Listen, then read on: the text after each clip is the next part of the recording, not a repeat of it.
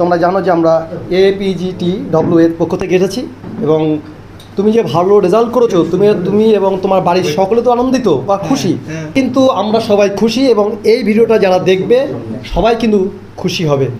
তুমি এই যে পড়াশুনো করেছিলে, মানে সবাই জানতে চায় যে কেউ যদি ভালো রেজাল্ট করে কতক্ষণ ধরে পড়াশুনো করলে এরকম ভালো রেজাল্ট করা যায়, এবং ম্যাক্সিমাম সাবজেক্টগুলো ম্যাক্সিমাম নম্বর পেয়েছো।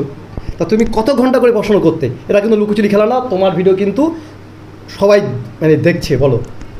লুকোচুরি খেলার কিছু নেই, পড়াশোনা নিজের ইচ্ছা মতো করতে হবে, নিজের যতটা প্রয়োজন হবে ততটা পড়তে হবে। কাকে কতটা পড়তে হবে সেটা তো তার নিজের ওপরে নির্ভর করবে।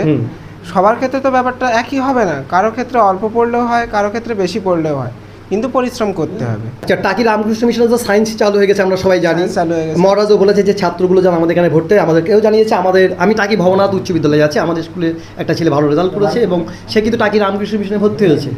কেউ যদি ভালো আরও বেটার করতে চায়, একটু দূরে যেতে চায়। টাকি রামকৃষ্ণ মিশনের ছাত্র ছিলাম, আর টাকি রামকৃষ্ণ মিশনে নতুন সেশন শুরু হয়ে গেছে, 45 জন ভর্তি হয়েছে সায়েন্সে, কিন্তু আমি ভর্তি হইনি। আমি রহলা রামকৃষ্ণ মিশনে পরবর্তীকালে পড়াশোনা করার জন্য ফর্ম ফিল আপ করেছি। 12 তারিখে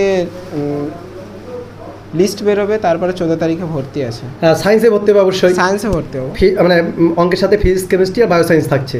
ফিজিক্স, কেমিস্ট্রি, বায়োসায়েন্স সাবজেক্ট যারা এই সাবজেক্ট নিয়ে পড়েছে তারা কিন্তু নিট পরীক্ষায় অ্যাপ্লাই করে, যেহেতু ফিজিক্স, কেমিস্ট্রি এবং বায়োসায়েন্স দরকার হয়। আর বাকিরা যদি কেউ ইঞ্জিনিয়ারিং পড়তে যায় সঙ্গে ম্যাথ রাখতে হয়। নন্দপুর রামকৃষ্ণ মিশনে হ্যাঁ, সেখানে সুযোগ পেয়েছিলাম, কিন্তু হোস্টেলে থাকতে পারবো না, যার কারণে আমি নরেন্দ্রপুর রামকৃষ্ণ মিশনে ভর্তি হইনি। আচ্ছা, নন্দপুর রামকৃষ্ণ মিশনে ভর্তি হতে গেলে ওখানে কি আশ্রমে থাকতে হবে? হ্যাঁ, ওটা আবাসিক, ওখানে আশ্রমেই থাকতে হবে। ওখানে বাইরে থেকে যাতায়াত করে পড়াশোনা করা যাবে না, ওখানে হোস্টেলেই থাকতে হবে। হ্যাঁ, সেই জন্য ও নন্দপুর রামকৃষ্ণ মিশন ছেড়েছে। রহলা রামকৃষ্ণ মিশনে 11-12 জন্য হোস্টেল অ্যাকোমোডেশন নেই, বাইরে থেকেই পড়াশোনা করতে হয়। এবং আমার মা আমার সাথে ওখানে থাকবে বাড়ি ভাড়া নিয়ে। আমরা ওখানে বাইরে থেকেই পড়াশোনা করব আর কোচিং করব নিটের জন্য। আচ্ছা, ভালো মানুষ হতে ইচ্ছুক, তাই তো?